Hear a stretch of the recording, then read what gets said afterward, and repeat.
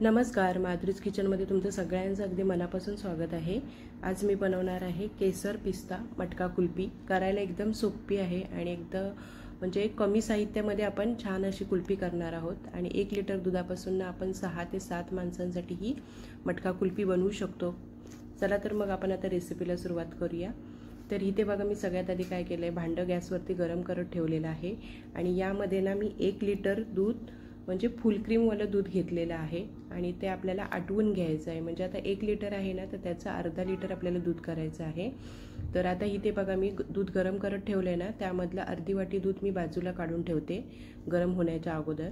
तर हे दूध मी ना बाजूला काढून ठेवलेलं आहे आणि आता बाकीचं दूध आहे ते आपल्याला आटवायचं आहे स्लो गॅसवरतीच।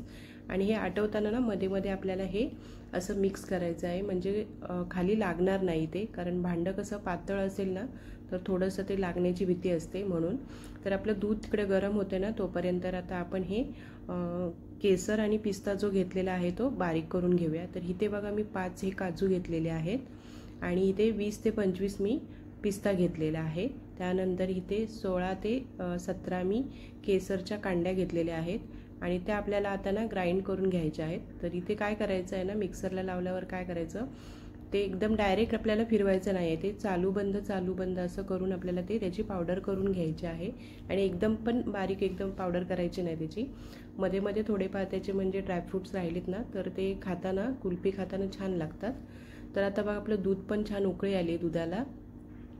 तर इथं तुम्ही बघू शकता आपली पावडर पण तयार झाली आणि आता आपण ती बाजूला ठेवूया। आणि हे जे दूध अर्धा वाटी काढले ना बाजूला, त्यामध्ये आपल्याला कॉर्नफ्लॉवर घालायचं आहे। तर इथे मी ना 1 ते 1.5 चमचा कॉर्नफ्लॉवर घातलेला आहे। इथे तुम्ही बघू शकता 1.5 चमचा मी कॉर्नफ्लॉवर घालून ह्या दुधामध्ये चांगलं मिक्स करून घ्यायचं, गुठळी नाही होऊन द्यायची।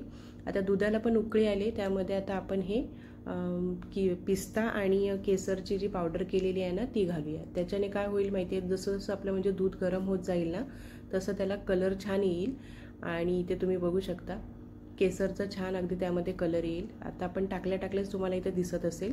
तर आता इथे तुम्ही बघू शकता 10 ते 15 मिनिटानंतर दूध आपलं थोडंसं आटलेलं आहे आणि त्यानंतर मी इथे अर्धा कप साखर घातले। तर आता तुम्हाला जसं गोड आवडत असेल ना त्याप्रमाणे तुम्ही साखर घालू शकता। त्यानंतर मी ही घरातली मलाई आहे ती घालणार आहे 3 चमचे। तुमच्याकडे नसेल तर तुम्ही बाजारातून क्रीम जी आपली मिळते ना अमूलची, ती तुम्ही 1 ते म्हणजे 3 चमचे घालू शकता। साधारण 3 चमचे घातली ना तर यामध्ये चव चांगली लागते।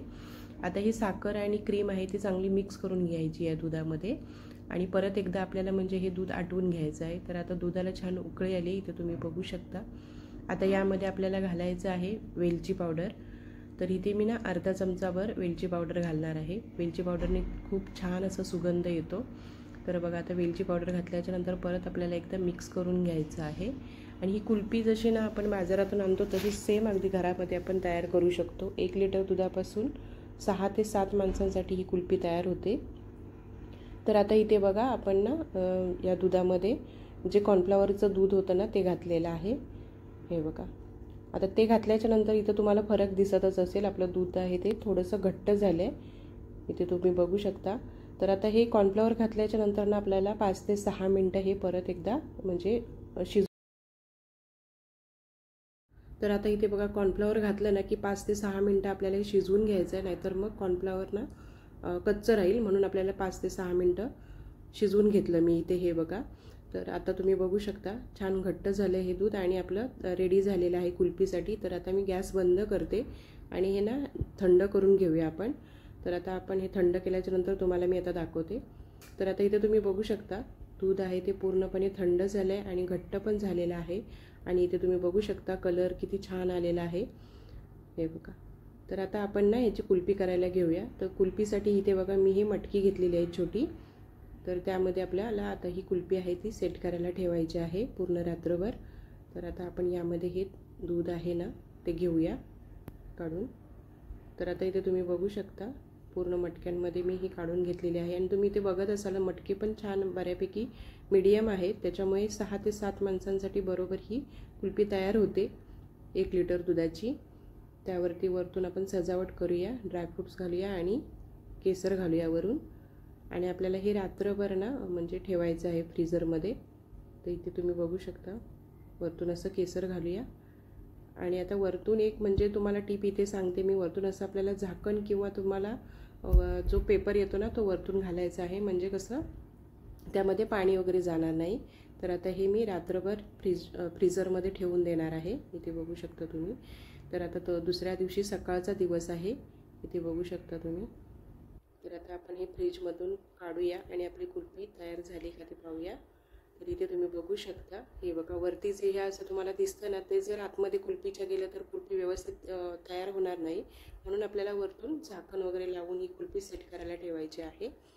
तर आता आपण तुम्हाला मी दाखवते एक ओपन करून. हे बघा किती छान अगदी तयार झालेली आहे.